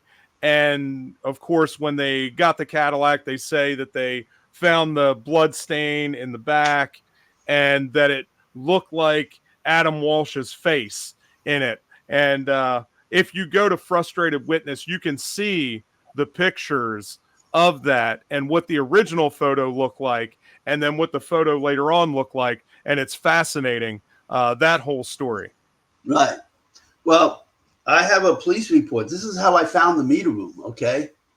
What happened was when Dahmer arrived in Miami, he had about $800 in change in his pocket, okay? And I figured this out from his DD-214 form because when you get discharged, they give you whatever leave pay that you have left that hadn't been used and, part of your last paycheck. So I figured it came out to about $800 and something. Well, he used that money up. And according to Dahmer's own statement, he said that he was drinking and he was staying, periodically and getting for a night here and there, a hotel room, motel room, or whatever, to take a shower and clean up and all, get a nice rest. But, that wasn't on a regular basis. But anyways, he did run through the money and he started dumpster diving. That's how he ended up getting that job. And what happened was the owner of Sunshine Subs, Ken Halbert, went out to take the garbage out, and he saw this guy eating out of his dumpster in the back of the strip mall. Okay, it was the dumpster was a community dumpster for the whole mall, the strip mall. It was a large dumpster, green steel dumpster. So he asked the guy, says, "What are you hungry? You need something to eat?" He went back in, made a sub for him. He actually came out and gave him a sub. I mean, that was pretty nice of him. A few days later, he said he saw the guy eating out of the dumpster again, and this time he asked him, he said, "Hey, what do you need, a job?" And he hired him as a busboy. And so Ken says about 10 days after Dahmer was working there, or Jeff was working there, it was his job to take the garbage out now, keep in mind. And so he went to take the garbage out at the end of his shift, which would have been around 5 o'clock. And he comes back in, and Ken said said in a very monotone, quiet, whisper type voice, he said, "Ken, by the way, you have a dead man by your dumpster." So what does Ken do? Same thing you would do, right? You go out and you look. Yeah. Goes out there, and sure enough, there's a dead guy laying there by his dumpster. I forgot to turn this off. So Ken goes back inside. No cell phones back then in 81, so he calls the police. The police show up. First question they ask is what? Who found the body? Yep. So he said, my employee, my busboy. So he said, "Well, get him out here. We need to speak to him." So everything in the police report right here, you can't see it on here, but you can go to Justice for Adam. Okay, and you can actually read the police report. If you don't want to get the book, you can read it, but the police report's in the book. It's got Mr. Jeffrey Dahmer's name all over the police report. Okay, because back in 1981, he didn't have his reputation. He was just a witness to a dead man that he, quote unquote, I'm using air quotes, found. And I use air quotes because I believe Dahmer murdered the guy, because everything in the police report is inconsistent to what Ken says. You know, Mr. Jeffrey Dahmer says the man's name was Bobby. He was an alcoholic. He was sleeping in the meter room. And I contacted the police officer that made that report, you know, like I told you yesterday. And he told me that he remembers making that report. He remembers the dead guy. He don't remember Jeffrey Dahmer, because he said that he was just one of many, many witnesses over the years that, you know, of crimes that he's investigated. Yeah. But he remembers the dead guy, because the dead guy only had he had ants. He was fully covered in ants, and he was only 18 or 16. He told me 16 inches high. Now you know the joke. That's a cop joke. Homicide cop joke. And I said to him, I said, 16 inches? And he goes, yeah, he was in the prone position. So, but he said he was covered in ants. That's the reason he remembers the guy. And he only had one shoe on. So Dahmer said, Mr. Jeffrey Dahmer said he was living in the meter room. So they went to look in the meter room. And that's where they found the other shoe. So when I heard this, Kenny's telling me 10 days before, you know, back then when you wanted to do a record search, you had to have a pretty close date, because they didn't have a computer where they could do keyword searches. You know, they had to actually go through files that were stored in warehouses, you know, physically search for records. But I had the date, you know, because he said that it was 10 days before he hired after he hired Jeff. So I went to the Miami-Dade Records Department. I got the record, the police file. When I started reading it, I knew right away that had to be where he brought Adam. Because the reason I knew this is because I knew beyond doubt that it was Jeff that I had that contact with at the Hollywood Mall. But I had no idea where he could have brought Adam. In fact, I felt so guilty about leaving the Sears, you know, before Adam was abducted, you know, that I actually joined one of the search parties. And we went into people's backyards looking through garbage cans. You know, they explained what to look for, the flip-flops and the captain's hat and the pants, the Adidas shirt, you know, all of that. So we were looking for anything that could have belonged to Adam. Well, of course, we never found anything. But now I knew this had to be the spot. So I went there, and I went into that meter room under the premise that anything I do is legal unless I get caught. So, yeah, I managed to get in there. And I knew right away. I didn't see the blood spatter, but I knew right away this had to be it. This is it.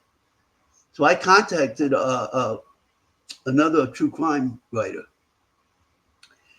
And it took me 3 days to convince him, because he was convinced that was just a dumpster feud between a derelict and Dahmer ended up killing him. And I says, no, this was no dumpster feud. He was already working for 10 days, He wouldn't be eating out of the dumpster anymore. But anyways, unbeknownst to me, he called ABC Primetime, and they flew down here from New York, and they did a TV show. I don't know if you remember that show, ABC Primetime. Yeah. Okay, and Chris Cuomo was the narrator. He flew down here to do the show, and they hired one of the best CSI experts in Florida, Jan Johnson, who also passed away recently. And she went in there, and with blue luminol lighting, she found the blood spatter on the back wall. Although you really didn't need blue luminol. I took a picture of it with my camera. The picture I have in the book, and it's pretty clear. But anyway, she describes it as a homicidal pattern. High velocity blood spatter, indicative of a homicidal pattern. And she even describes in the show how it had to have happened. She says had to have somebody down on the floor. There had to be a chopping motion that caused the blood spatter to go up the wall like that, And so the Hollywood Police Department, they went and interviewed them as part of the show. And they said, it's interesting, but it means nothing. Even though you have Jeffrey Dahmer working there, and now everybody knows who Jeffrey Dahmer is, and they still think it means nothing. And the detective they talked to, Mark Smith, one of what he said, and this didn't make the TV show. A lot of it gets left on the cutting floor. But what he said was that he thinks two pit bulls got in there and had a fight. And I myself even because this is in Sunny Isles, Florida, which is part of Dade County, not Broward County, where Hollywood is at. So I contacted their chief homicide investigator. I first went to the Sunny Isles Police Department. I talked to a really nice detective there, and he said, and he's the one that told me, he said, Willis, listen, I'm going to get you a meeting with Dade County, because we're a very small town. We don't have a homicide department. Even for vehicle fatalities, we have to call them to do the investigation. Wow. Yeah, we don't have a department for that. He says, but you wait here. I'm gonna get you an appointment. Okay, so he leaves the room. He comes back and he goes,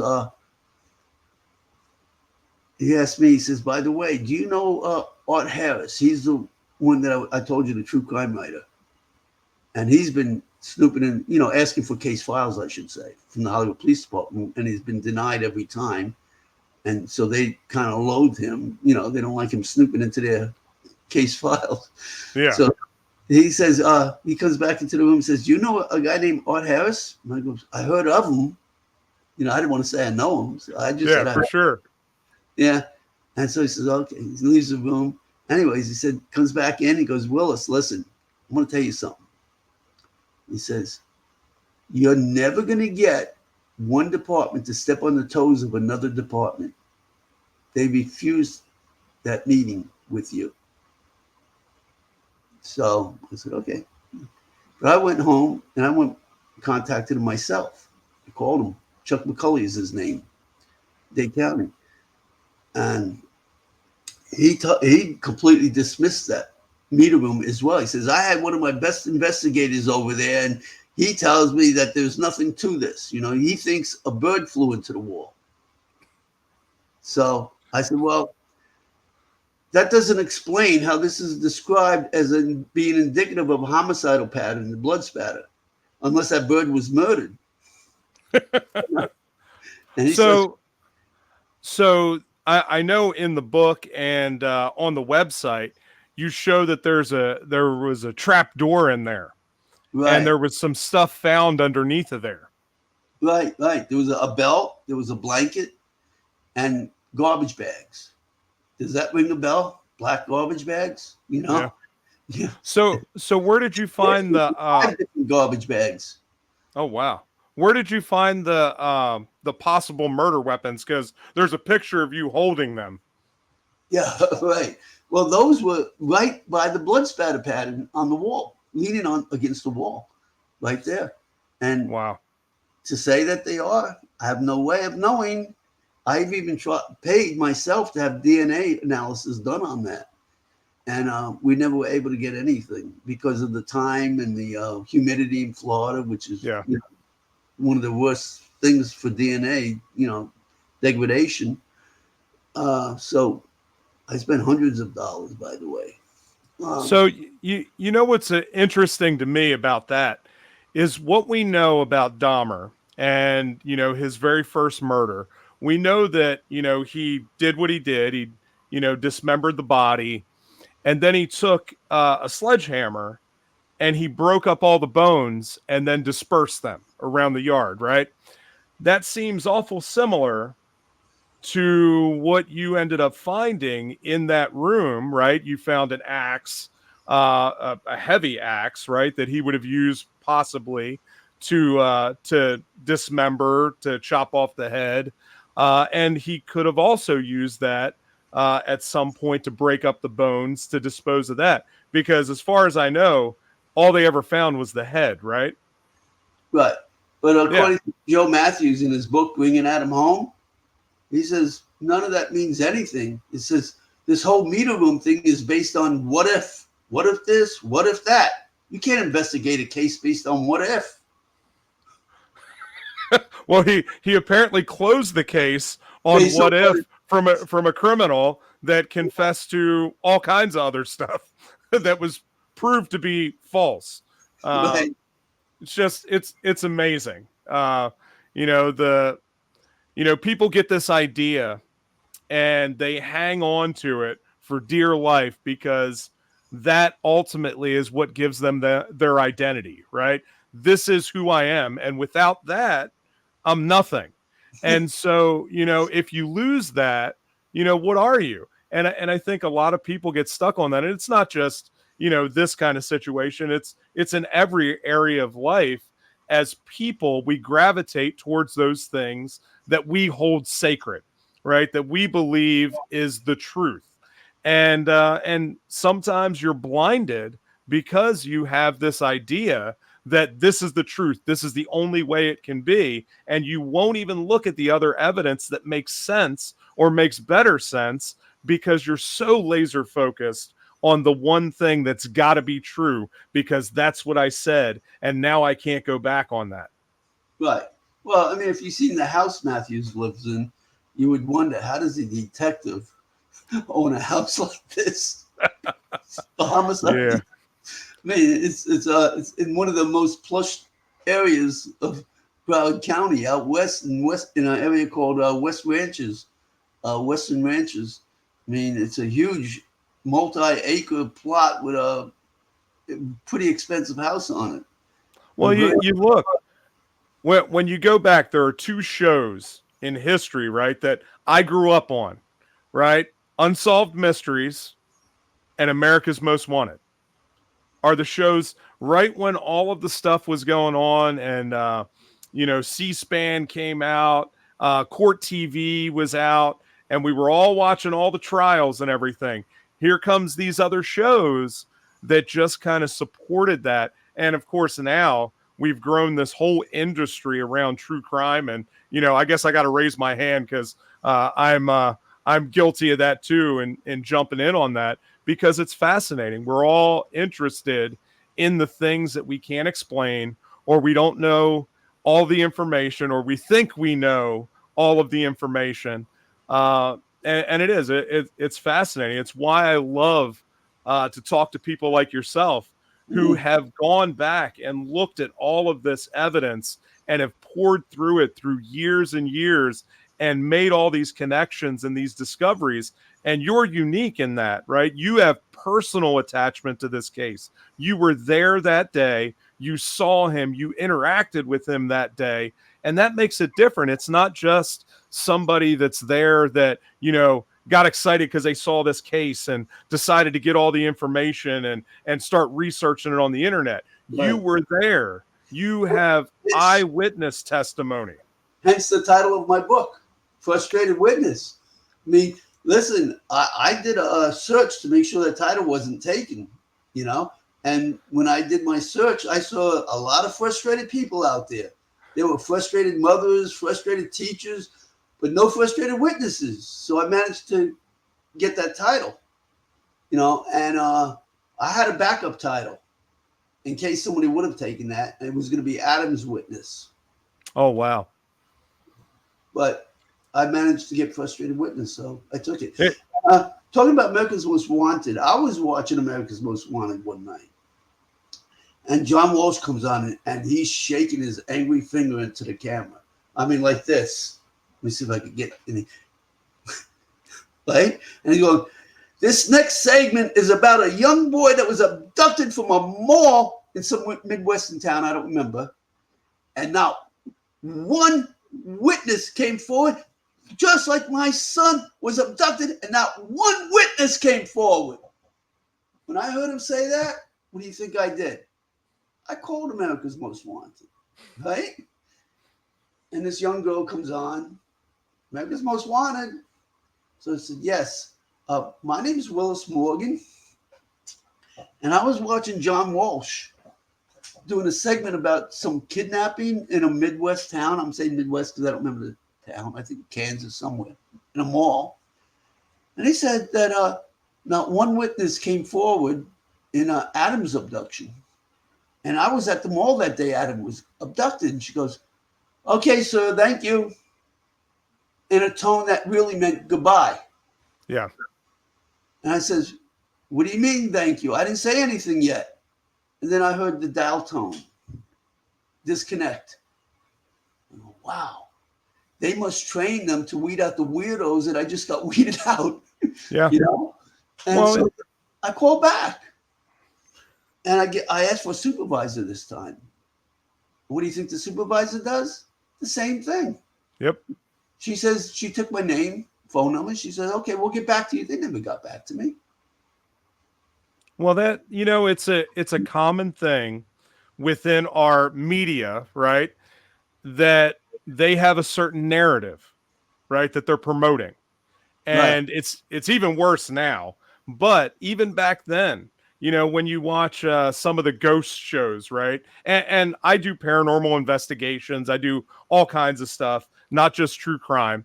But a lot of those shows, they have an agenda and they're trying to push through this narrative, and they will tell people, this is what you need to say. This is what you need to do. This is what we're going to promote in this episode. Right. And so, a lot of that is just pushing the narrative that they have. And they don't want to hear. Right. And again, as I said earlier, keep in mind who's in charge of America's Most Wanted, Joe Matthews. He's the one that's probably telling them that narrative, Anybody that calls, that doesn't say out of school, get rid of them, So that's what I'm thinking. I have no way of knowing what's going on over there, but they completely dismissed me. So. Crazy. Well, we are at almost an hour and 45 minutes. Oh my God, we have so much more to go. What about the Turnpike witnesses? Yeah. Wow. So can we get to that real quick? Yeah, go ahead. Because, there's multiple sightings where there's a blue van. Keep in mind the Hollywood Mall and multiple witnesses. You're going to have to break this up into segments because, there's multiple witnesses. Bill Bowen, the black kid that was actually playing the video game with Adam, and then Dahmer was trying to get his attention. He was hissing at him, going, psst, psst, hey, you, come here. And Vernon looks at him, and thinking, man, I'm not going with you. This is Vernon's statement. And I'm going to get to the turnpike witnesses too. I hope you can make this a long show. I don't know how long you want to make your episode. It's all right. We'll put a whopper out there. I hope you don't leave too much of this on the cutting floor. But anyway, so Vernon says that when he looked over at this guy, because they were playing an Atari baseball game, okay? And when he looked at this guy, all of a sudden he heard this big crack. And he looks back, and Adam got a grand slam home run and won the game. And Adam's 6, he was, I think, 9 at the time. And he was so upset by losing to a 6-year-old, he left and walked around to the other aisle and started playing Donkey Kong by himself. And a little while later, he saw this same guy, he was only 9, so he didn't think too much of it, walking past that aisle that he was on, because he was in the aisle closer to the one aisle over, closer to the exit, the garden center exit. He saw him passing with Adam, holding Adam by the hand and pulling him out that way. So he didn't think anything of it until later on that night. He was staying in Hallandale, the same area where I live, because he was staying with his grandparents. And his grandfather's name is Otis Toole, with 1 T. Otis is 2 T. Wow. So his grandfather's name, I'm trying to remember. It's Otis Williams or something. Anyway, his grandfather. He was staying with his grandfather. So his grandmother, the news was on. It was about the abduction. And his grandmother calls him into the living room. Says, "Hey, Vern, get in here." Says, "You were in the mall today. Did you see this guy?" So he comes in the living room and he goes, "Grandpa, that's the boy I was playing the video game with." So what does the grandfather do the next morning? Takes him to the Hollywood Police Department. And at the entrance is this big, heavy-set white police officer. And his grandfather goes up to the officer and tells him that he's here about, the abduction that took place, and his son was playing with the boy. And this police officer, according to Vernon Jones, says that the police officer turned to his grandfather and he was chewing a wad of tobacco and he spat the tobacco on his grandfather's shoe. And Vernon says to this day he still remembers the splattering off his grandfather's shoe. And he says to his grandfather, "Boy, I ain't got time for you." And Vernon says that at 9 years old, he couldn't figure out why he was calling, because he didn't know about racism. So he couldn't figure out why he was calling his grandfather boy when his grandfather was so much older than him. And so he wrote, after he grew up, a letter. It's the most passionate letter. I have the letter in my book, to John Walsh, explaining to him that he was there, how bad he felt and all this. And John Walsh sent that letter to the Hollywood Police Department. And to this day, and asked them to, contact this kid, or this guy now, he was 20 at the time. And they never contacted him. To this day, they've never talked to him. And since that incident, his parents got him into karate school. And so he ended up opening up his own karate shop eventually. Oh, wow. And he does, Vernon does interviews with other police departments and speeches. He gives speeches to sometimes hundreds and hundreds of people, other police departments. And he says, but yet the Hollywood Police Department has never talked to him. So that's just one witness. But anyway, let's get to the turnpike. Okay.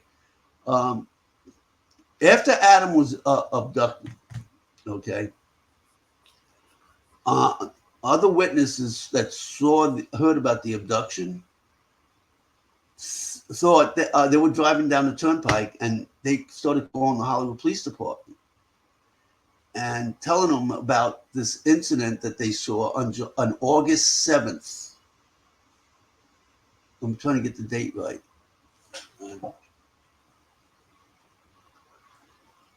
No, it would have been trying to get the date. Yeah, I think it was August 7th. Yeah, I have the date right. That they saw, because this would have been after Adam's abduction. Okay, so would have been like 10 days or something like that after Adam's abduction, July 27th to August 7th. So anyway, one witness, his name is Dennis Bubb, and I got his name from the phone logs that are in the case files. It didn't have much in there about him. It's just a witness, and had his information, but his address and phone number were all different. I had a very difficult time tracking him down, but I managed to track him down. And when I knocked on his door, I asked him if anybody's ever contacted him since he made that phone call. And he said, yes. About an hour after I made that phone call, they called me back. I said, what did they say? They said that the incident has nothing to do with the Adam Walsh case. But yet, according to him, he says he told them that he was a public truck driver. And he was driving northbound on the Florida Turnpike to the main warehouse in Lakeland. But, that's a long drive. So what they would do is they would go to a junction called Yeehaw Junction. And a driver from Lakeland would drive south to Yeehaw halfway. And then he would take the empty trucks from Miami and drive them to Yeehaw Junction and then pick up a full truck and bring it back. Yeah. And the other driver would take the empty ones and bring it back up to Lakeland. So that's how they did it.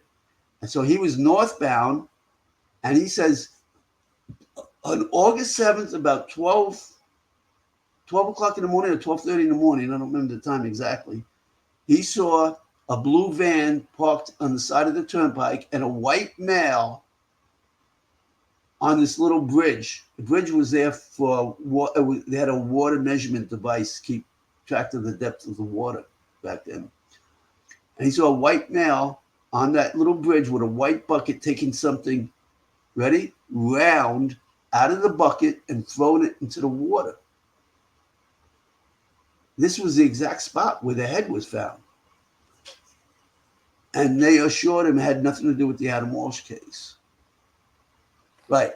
In fact, Dennis called another truck driver, Clifton Ramey, who was like a few miles back, okay, and told him, hey, check out that blue van when you pass it. So I contacted him too, and this is his statement. I asked him, did you ever call the Hollywood Police Department? Did they call you back? And he says, yes, I called them. He said, when they call you back? I said, an hour or so later, they called me back. I said, what did they say? Same thing. Nothing to do with the Adam Walsh case. And he claims that when he passed the blue van, the guy that was on the bridge wasn't on the bridge anymore. He was standing at the sliding door, the side door of the blue van, away from the turnpike, on the passenger side. He had the sliding door open, and he could see inside the van because the dome light was on. Once you open the doors, the dome light comes on. And he saw a guy fumbling with a white bucket inside the van. And he thought maybe the guy was had gotten water for his radiator, but the hood wasn't up. So he couldn't figure it out. But he just let it go. But that's what his statement is. And They assured him that it had nothing to do with the Adam Walsh case. So, boy, that it's amazing because, of course, in Atlanta, you have the Atlanta child murders that happened, right? And Wayne Williams ends up getting convicted of throwing an adult off the bridge because that was the same area that the kids, they were finding them downriver because someone was tossing bodies off the bridge. So they're casing the bridge, and they catch this guy coming off the bridge after they hear a loud splash in the water. And a couple days later, they find a body downstream. And it's just amazing that they could go and consciously say that has nothing to do with it, even though we found the head there. Unbelievable. Right. Yeah. Unbelievable. And talking about MOs, you know, the book on the MOs had to be written so many times, had to be written over. You know, Ted Bundy, they wrote it over after he was captured. You know, the DC snipers, remember, that was supposed to be a redneck, you know, with a white van. Boy, if you had a white van in DC at the time, you couldn't go to work with it, you know. Yeah. But they're always, you know, MOs don't mean anything as far as I'm concerned. It's just a loose guideline, maybe. But yeah, well, ultimately, all of these cases, you have to take them case by case because they're all different, right? Yeah. No two people are the same, even though there are similarities in these different criminals and similar psychological patterns. They are not the same. There are different motivations. There are different influences, and all of that has to be taken in consideration to understand. Let's talk about influences, okay? Well, you know, they claim Jeffrey Dahmer's MO is mainly gay black males, right? Well, because he was living in a black neighborhood that had a street, you know, what was it? The street that had all the gay bars, right down the street from the Oxford building, you know? So you live in an area like that, that's predominantly what you're going to get. If Jeffrey Dahmer lived in an Italian neighborhood, there'd be a lot of dead Italians or Irishmen. There'd be dead Irishmen. It doesn't matter what neighborhood. You think he had a preference? Do you think Konorek's brother that he tried to murder 2 years before Konorek was captured, Samsung,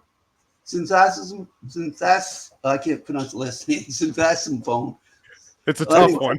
Yeah, but anyway, his brother, when he was just walking down 25th and he saw the guy, you know, young kid walking down the street, you know, and he approached him and asked him if he wanted to make money.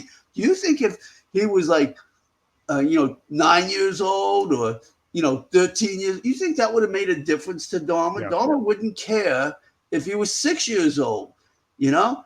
And that's the same thing with Adam. Adam was just an opportunity for him. Yeah. The opportunity showed up.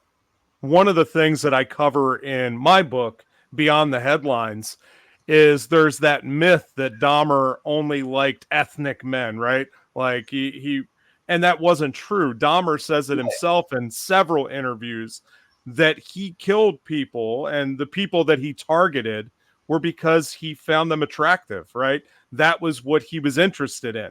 And it had nothing to do with race or any of that. It had to do with that's what he wanted at that time. And whatever was in his path, if he found that fascinating and he wanted that to be it, he was going to choose that. So, you know, the idea that he only killed African-American people is false. There were white people that he killed. There were Indian people. You know, there were races of all kinds that he ended up murdering.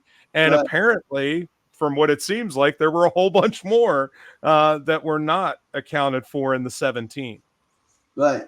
Well, look, in Germany, there were a lot of women that were murdered, you know, right around the base where he was at. And his roommate would swear that he came back one time with blood all over him, you know. I mean, in South Florida, all these attempted abductions, you know, pointing to Jeffrey Dahmer, they were kids. You know, I could have been the exception. I don't know. It could have been others that we don't know about, you know. Yeah.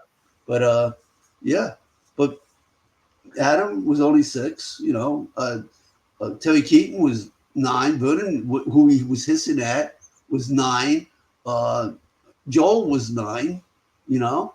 And Lisa Smith, I think she was 13. But still, you know, these kids aren't in puberty, you know, like they claim. Dahmer only like, you know, men that were past puberty, you know. Yeah. So, I mean, that's just all hogwash, you know. So. Yeah. So, well, yeah, we are just at almost 2 hours now. But yeah, man, I appreciate you taking the time to get on here and talk to me and to give us all of this because it's fascinating to understand. You know, give me time to close, okay? Yeah, go ahead. Okay, no, I just want to say that there's a lot more because we only went through a couple of the witnesses. You know, like I said, I say there's a Yankee Stadium full of witnesses at the Hollywood Mall alone. Actually, there's about at least 12, and all of them have very, very strong statements that point towards Jeffrey Dahmer. Jenny Warren is one of them. When I knocked on her door, I found her. She was already in her 80s when I contacted her. And so how I would contact witnesses, I would look at the through free search sites like tax appraiser's office, the Broward County, because if you own property, you're going to show up. It's public record. Yeah. So you go to your county, go to their tax appraiser's office. You can search by address or by name. Of course, I didn't have an address, so I just type a name in there, and boom, and that it would come up. If they still own property and they're still around, it would show up. So I contacted this woman, Jenny Warren, and when I went to knock on her door, and she opened the door. First, she said, without opening the door, she said, yes, through the door. And I explained to her who I was, and I wanted to talk to her. And I said, this is about something that happened in 1981. And she goes, you mean the Adam Walsh case? She goes like that. And I said, yes. And I knew right away I have the right address, I'm in the right spot. And so she opened the door finally, and she let me in. And when she opened the door, she was bawling. I mean, her chest was heaving up and down and tears rolling down her cheeks. And she says, they just closed the case and it wasn't him. It was the other guy. That's the first thing she said. And she didn't have to tell me who the other guy was. I knew right away who she was talking about. So she invited me in, and she's telling me that when she went to the Hollywood Police Department with her story, and because she didn't go right away. She waited till her husband was in Europe, I believe, and she waited for him to come back. And then, so she went back in to them after Otis 2 was already captured. I'm not captured, but confessed. Yeah. So they showed her a lineup with 6 photos in it. And she insisted it wasn't any of those guys. And Otis 2 was in there. He was number 5 in that lineup. Yeah. And, Bottom middle. Yeah. So anyway, they said, "Are you sure?" And they do what they're not supposed to do. They pointed him out, and they said, "Because we have proof it was this guy," which is illegal. They're not even supposed to do that. That's almost illegal, I believe. And she says, "No, that's not him." They try to get her to initial the back and date the back of his photo, and she refused to. So they dismissed her. Of course. And then she talks about how she went to the Hollywood Police Department right after, and how she felt like an idiot for going there because they dismissed her the same way. I mean, all these witnesses that end up getting dismissed, their stories are similar to the way I got dismissed. But anyway, what I wanted to close and say is that I have 2 websites. So you can go to those 2 websites, frustratedwitness.com, and you can listen to interviews that I've done along with some of these other witnesses, and you can listen to what they have to say. I also have video trailers there. I also have Joe Matthews on there when they interviewed him about the meter room, where he claims that that meter room means nothing. You can actually listen to him say that. And I have and the Hollywood Police Department, how they dismiss it, And you can listen. There's a lot of stuff there you can listen to, as well as you can look at the case files for free at justiceforadam.com. I have not only the Hollywood Police Department case files, but I also have the state attorney's office, their case files. I also have the FBI files for Jeffrey Dahmer, the Milwaukee Police Department case files. So you get all of that for free on my website. So, and much more too. I have my own personal files. I have my lawsuit because I filed lawsuits against the Hollywood Police Department. I filed a lawsuit against Joe Matthews, against the state attorney's office, because when he closed the case with that report, see what happened was he wrote the book, Bringing Adam Home. That book is based on the report that he made called the Matthews Report, Yeah. He named the report after himself. So, and then he handed it to the Hollywood Police Department and they used that report to close the case. According to Florida Sunshine laws, they claim, because after the fact, they claim they didn't use it, but it doesn't matter. According to Florida Sunshine laws, once you accept something, it has to become part of the case files, no matter what your opinion is. It doesn't matter what your opinion is. They've been wrong so many times before. Who's to say they're not wrong again? Yeah. So that's why it doesn't matter what their opinion is. They accepted it. It has to be part of the case files. Yet when I went to get a copy of it, they refused to give it to me, and they said they don't have it. So I filed a lawsuit against them. Of course, I lost the lawsuit, and even though that lawsuit is one of those lawsuits that should never be lost. I should have never lost that lawsuit, because it was one of those lawsuits that should have been impossible to lose, because the law clearly states that it's part of the record. Yeah. But anyway, go to my website, and from there you can see everything you want right there. And you can even get on Amazon. That's where the book is at for sale. So, or you can go directly to my publisher, Book Baby, and buy it from them, which would even be better for me. I don't have the middleman taking. Yeah, for sure. Yeah. So everybody go and check out all of that stuff. Check out the websites that Willis has. Check out the book, and make sure you grab a copy of that so that you can get all the information, because we're just, even in the 2 hours that we've been on here, we are just scratching the surface of all of the research that he has done in these last years. So, go ahead, Willis. Okay. The first time I did a radio show, right, was like 10 minutes. Just my name and the name of the book, just a very basic. And then somebody called me, asked me if I wanted to be on for 30 minutes. And I said, 30 minutes? Okay, I can do 30 minutes. And then I did an hour show after that. And then, Winnie Schrader's husband, Dave, he asked me if I wanted to be on his show because George Norrie was out. I think it was his birthday. So he was out on Coast to Coast, after Art Bell. George, he took one of my favorite shows of all time. Okay. I love Coast to Coast. Yeah. So anyways, he asked me if I wanted to be on, and that's a 4-hour show. And I'm like, oh my God, I was freaking out. I said, what am I going to say for 4 hours? And, time went by and we still didn't cover everything. Yeah. So, there's just so much. But you got to go listen to that. It's on my website. And I didn't go on by myself, though. That's why it made it a lot easier. I went on with like 3 or 4 other witnesses. So it's a really good show. That's awesome. Yeah.